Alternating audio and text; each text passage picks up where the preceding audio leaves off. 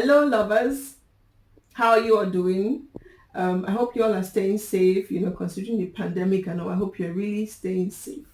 I am Grace Renner, and you're welcome to my very first episode of Finding Love, where I share with you useful insights that will guide you on your journey to finding love. Why have I chosen Finding Love, as the name of my show? This is really personal to me, because at some stage in my life, finding love was like a major focus, so it exposed me to a lot of books, a lot of advice, experiences, and of course going on dates, so I learned so much on my journey to finding love, which I'll be so delighted to share with you through this show. So please do stick with me.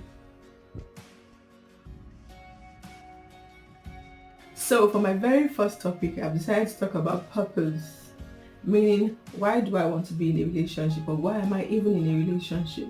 Now, it's very important to clearly define why you want to be in a relationship.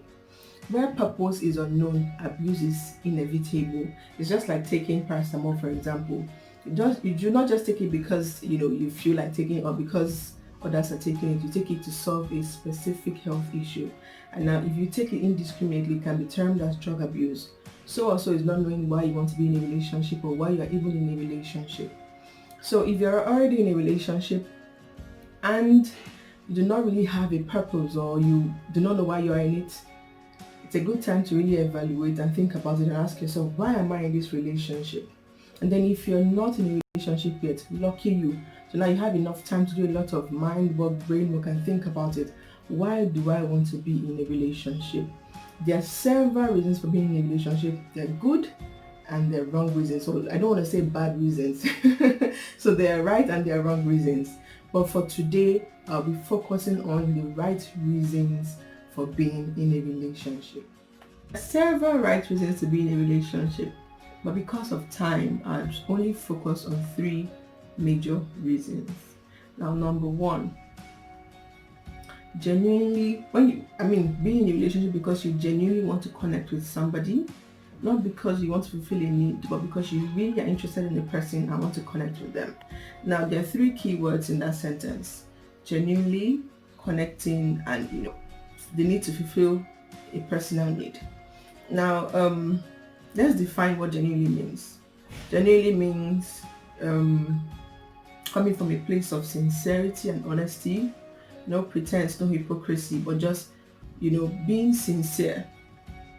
Then connecting means to feel like you deeply want to understand somebody, not just because of your own personal opinions, or because of your own perspective, but you want to understand someone else's perspective.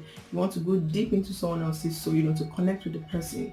It's like bonding, being able to establish healthy communication, just to understand where someone else is coming from. And then, of course, fulfilling a need in your life. I would say that's a wrong reason to be in a relationship, because it's personal, it's self-seeking, but I'll talk more on that when we talk about, the wrong reasons to be in a relationship. Now, being in a relationship because you're interested in someone and genuinely wanting to connect with somebody is such a good reason. Recently, I watched a show, Love is Blind, on Netflix, and it just made me so happy, because we don't see these kinds of things anymore. Social media is a distraction, physical distractions here and there, ass, hips, and all those things, But this show was about young guys and young ladies who are ready to settle down as husband and wife, coming together without seeing each other, but just communicating via a pod and connecting emotionally. The show was more like an experiment, but I would say it was a successful experiment, because before the 10 days, some people were already proposing to, their partners somewhere, saying, oh, I love you. There was so much strong connection, and it just kind of reminds me of high school love. I don't know how it is right now, but back then, no gadgets, no social media, everything was genuine, no hidden agenda, just about really, really connecting with your young friends, your secondary school friend and all, so connecting with someone, genuinely wanting to know about somebody, understand what they feel inside, know where they're coming from, not because of, social status or, what they look like physically, but just connecting with their soul. So that's one of the very good reasons to be in a relationship. Number 2, to be loved and to love. This is really interesting for me because at some point in my life, this was like a major focus for me. I just getting to reading books and some experiences just made me want to know more about love, wanting to show love, wanting to share love, wanting to pass the information I was learning via the books, see how I could experience it with somebody else, so it just made me want to give love, and that's a very good reason to be in a relationship. And if you define love is not self-seeking. Love is not just about you. I particularly like the way 1 Corinthians 13 verse 1 describes love. It says love is kind, love is not self-seeking, love is patient, love is love. I'd like to go over it again and quote it directly from the scripture, but I like the way it defines love. Let me just go to the scripture particularly and see what's let me define it word for word how it says it so that nothing is missing.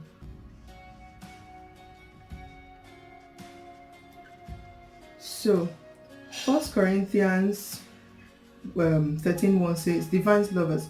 Love is patient, love is kind, it does not envy, it does not boast, it is not proud, it is not self-seeking, it is not easily angered, it keeps no record of wrongs. Love does not delight in evil, but it rejoices with the truth. So if you're really looking to find love, if you're really looking to be in love, then you should be ready to give just as much. So, like I said, number 2, one of the right reasons to be in love is to give love and to receive love, to love and be loved.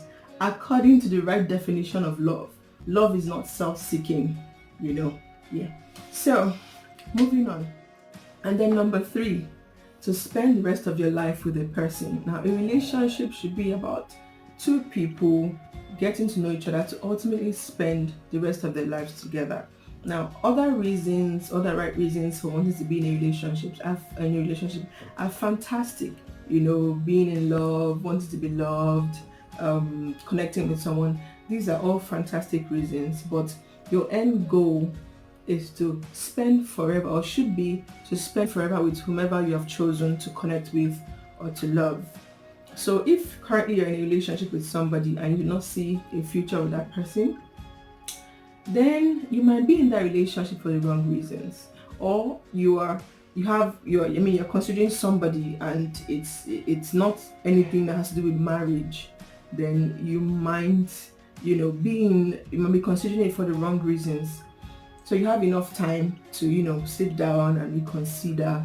Now, this is interesting for me because at some point in my life also, it was a part of my journey getting to be in a relationship for the sake of spending the rest of my life with somebody. And of course, that journey led me into a very happy and fulfilling marriage. So it's important that if you're in a relationship, you should be thinking about, can I be married to this person? Because that should be your ultimate goal, being married to this person, spending forever with this person. So a little assignment: if you're in a relationship, sit down, think about it. Can I get married to this person? Is this somebody I would love to spend the rest of my life with? And if the answer is no, then you have enough time to either let the person go or reevaluate and see what is in it really, if it's worth it, if it's worth the person's time, or if it's worth your time. But trust me, marriage should be your end goal. And then if you're not yet in a relationship, or you could get a book, write out the things that you want in your life partner, and this will actually help you and guide you so that when you find the person that fits that profile, it's easier. So you're not considering the person for the wrong reasons or for your personality, but for the sake of marriage. Alright then, so that's it. I said 3 reasons, and I've been able to give you 3 right reasons. In our next edition, we'll talk about wrong reasons for being in a relationship. I can't say everything. There are too many right reasons to be in a relationship, but I hope you've learned something from these 3. So let's do a little take home. Now, because I can't mention all the right reasons to be in a relationship, I can only give you some tips to guide you. If you're in a relationship, or if you want to be in a relationship, and your reason is not just about your personal needs, it's not just because of you, it's not self-seeking. I mean, follow the definition of love. If it's not just about you, then trust me, you're on the right track. But if your reasons for wanting to be in a relationship is somewhat personal, just about you wanting to satisfy a personal need or wanting to fulfill some particular desire, then you might be on the wrong track. Alright then, thank you so much for watching. It was nice hanging with you. I hope you enjoyed this. I hope you learned so much. See you again. Once again, my name is Grace Renner. Thank you and I love you all.